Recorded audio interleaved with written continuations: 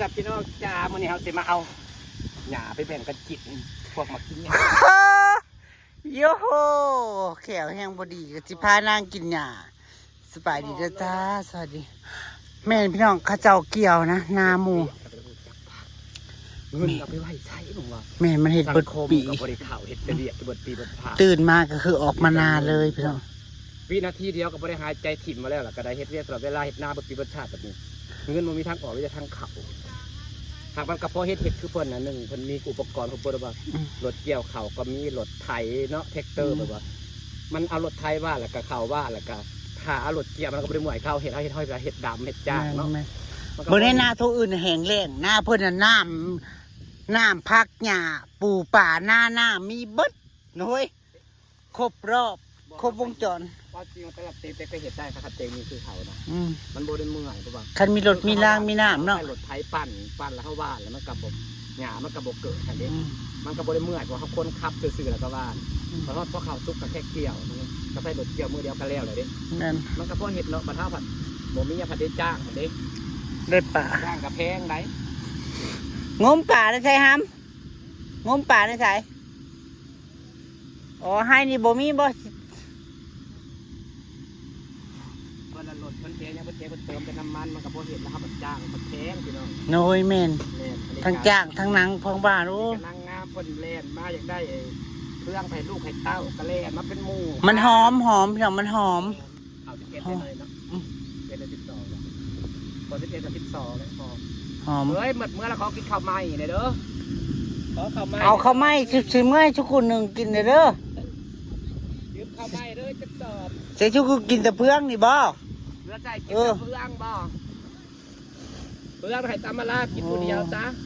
แต่อยากกินข้าวใหม่อยู่ไหน วันนี้หมักพริกหมักพายนางปลูกเครื่องปลูกเครื่องพังนางร้ายพี่น้องฮะสิว่าบางแน่ความขี้ข้านของมันนั่นบริอึดเลี้ยวไปทางไหนก็รับทราบอยู่ ไปไหม้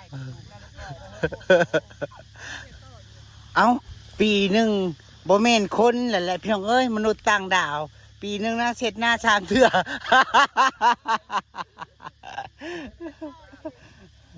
ลองเห็ดบุญด้วยจากปีเฮ้ยแต่ว่าแต่ที่ผ่านมาก็บอกเคยเห็ดเนาะมีแต่เห็ดหน้าช่องฤดูเนาะ ไม่ได้พักข้าวเดียวไว้มันบ่ได้มันมีพักเข่าที่ออกไว้ อืม เขาต้องไปหาพักเข่าที่ออกไว้ เออ 2 เดือนทั้ง2 เดือนเฮ็ดได้ เนาะ เพราะเดือนตัวนี้ พ่อมันเหลือตั้งเดือน4เดือน5เดือนก็เดือน6ยามฝนเลยเนาะเท้าเกี่ยวพอดีพร้อมฝนเลยเดี๋ยวนี้ ครับพ้นเดินมันเฮ็ดบ่ได้ ต้องหาเข่าพันเข่าที่ดอกที่สุดช่องเดือนเนาะ ทั้ง2 เดือนเฮ็ดได้ อ่ะสรุปแล้วสิได้เฮ็ดต่อบ่นี่ ก็สิเป็นนับปีนะเฮ็ดไปทุกปีจะน้อยก็ต่อหลังสงกรานต์เฮ็ดต่อเลย ก็สิหวานต่อเลย แต่ละหน้า3ฤดูนี่คือสิบ่ได้เฮ็ดแล้วเอ้าอีนี่มันน่ากระต่ายไม่ไหม จับไปกินงัวน่ะมันหอม โอ้ยอีนี่มันน่ากระต่ายไม่ไหม มันก็เอาโอ้ยสิเป็นอีหยังเฮ้ยมึงก็บ่ปิ้งให้ลูกสุเต้ามึงกิน เฮ้ยเอาดอก สอง กู โต เอานะคะอืม เอารถไปแล้ว ชิมาป่นกระยาโมเพิ่นมีแล้วก็ขายก้อนหมู ให้กูกินกูจะเอาไปมึงกิน เอายังก็ ยังนี่นะเต่าเนี่ย ขาว เขา12 13 11 ๆ2 11มั้ง 11เนาะหอมอัน12มันจะหอมกว่านี้นะ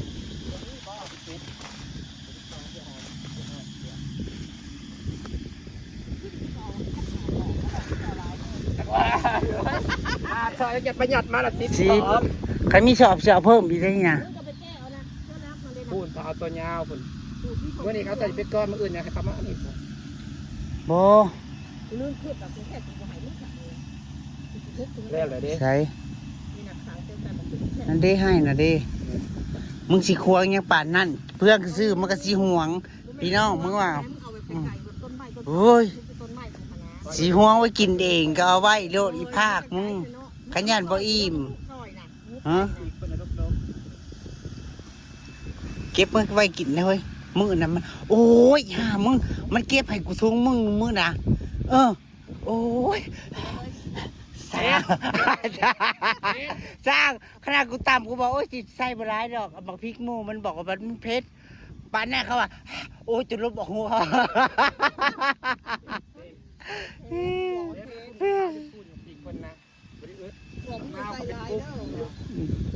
โอ้ยพังกกม่วงนะแห้งโดกกูหนีนี่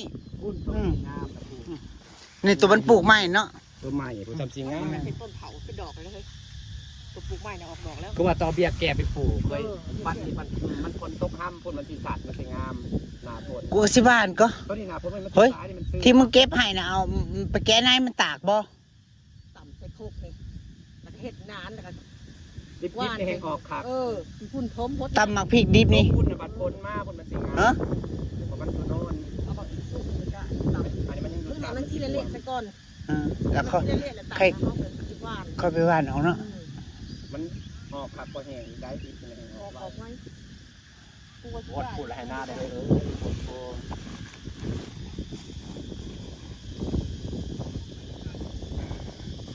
เริ่มเย็นแล้วเริ่ม4 โมงแรกแล้วเริ่มเย็นแล้วพี่น้องสอบสุดท้ายลุยลุยเอาไปให้ลูกสาวเฟืองหอมๆจ้าเฟืองหอมๆสดๆจะมันสิกินปู๊อัน2 จุ่มเนี่ยให้อันเดียวเลยนะเฮ้ยประมาณ30ผู้ประจักษ์บอกเตียงว่า เฮ้ยมึงกล้า 30เตียงว่าตัวว่าบอกเพิ่ม30 ปลาย 40ผู้ประจักษ์น่ะเตียงว่าแล้ว30อยู่นี่กระซิบพอแห้งเลยจะพุ่นซาวเสียอย่างเสียอย่างอาจจะสอบปีนี้ มึงจะจังสอบ เจ้าของหน้าผู้อื่นมาสิหูสำเจ้าของหน้า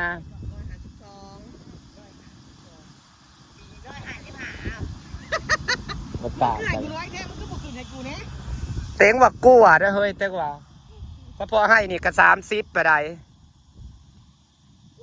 ประมาณ180อู้ หลาย ก้อนอ้อมท่องรถครับมึงให้กู180เอามึงว่าเท่าไหร่เอากูว่า สำหรับเต็งเนี่ยประมาณ106 ถึง 107นี่เต็งนะ มึงจะเอาให้กูสิว่าให้หยังอยู่ในใจกูว่าออก เต็งว่าประมาณ106หน่อย หน่อยๆได้กูเอาถือได้กูนี่จะสอบโตมึงหนึ่ง ๆเขาเอาข้าวใหม่มากินเฮ้ยเนาะแต่สิมากินน้ำอยู่ตัวเอาสอบหนึ่งไปหุงอันเปสีไปเด้ออยู่ไซอยู่นั่นจักสอบไปแล้วจักสอบจะได้นั่นนะ18ป่ะอยู่นี่10แล้วก็ให้นี่นะ28 เอามูลูกใส่กับลูกกายมันยังบ่ฮอดขันพูน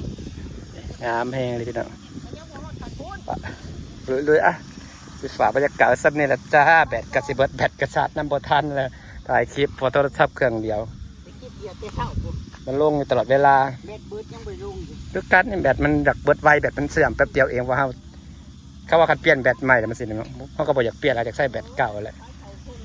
ว้าโทรศัพท์มัน4-5 ปีแล้วพี่น้องโอเคค่ะสบายดีเด้อแพงลูกเลยเฮ็ดอ้าวหยัดใส่กระสอบแล้วคนมาเองเด้อมันจะได้จักสอบตัว เห็นลูกคิ้วนั่น ตัวจะเมื่อจักสอบ 10 เมื่อหอดได้เบิดบ่ สอบก็ติดนั่น เอ เนาะ อแล้วก็ใส่เทิร์นอีกจัก2 สอบพอหา7 สอบพอเฮ้ย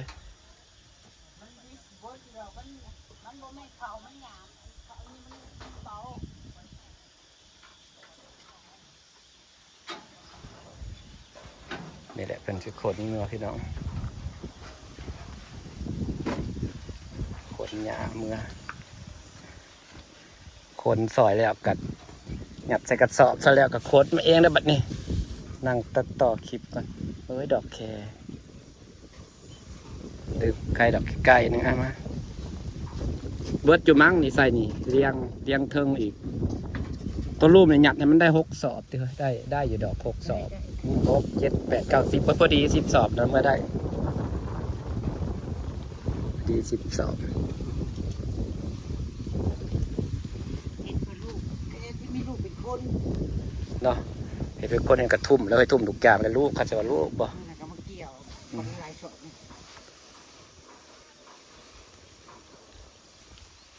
หอมเพืองใหม่สามันสิหมักพี่น้องเอ้ยยำนี่งัวควายมันหิว แม่มันหิว งัวมันอึดแนวนี้ยามนี้ กลางทุ่งนะจริงๆพี่หอมไหม้มันก็เขียวโอ้ยต่อเพื่องกับมันแห้งก็เล่นอยู่ใบไม้แห้ง แม่น เข้าป้ากับใบไม้ บ่ได้มีแนวบ่บัดแถมกัดแถมมันบ่ได้ปล่อยคือแต่ก่อนมีแต่ได้อยู่แต่ในนาเฮาซ้ำนั่นแต่ก่อนบ่เข้าป่าเราจะกินหมักไม้ได้ผัดข้าวหัวเขาเบิดได้ไปใส่กะมีแต่หัวแม่นหน้าภายหน้ามันได้บริเวณกักบริเวณพอแถมยังบ่มีกินอีกซะต้องจังซี่เลยเดี๋ยวนี้เขายังปลูกหญ้าบ้านจะใช้แต่ปลูกหญ้าทรายของเบิดนะ6แล้วเหลืออีก10ไปฝากบรรยากาศสักนิดเด้อจ้าพี่น้องจ้าพอกันคลิปหน้าจ้าสะออนเพิ่นเฮ็ดนาก็ว่าละเพิ่นละมีบ่ทุกอย่างมันก็พอเฮ็ดแล้วเนาะเฮ้ยเราไปน้องเฮาละบ่ได้มีคือเพิ่นมันเฮ็ดบ่ได้เมื่อยคือเฮาเฮ็ด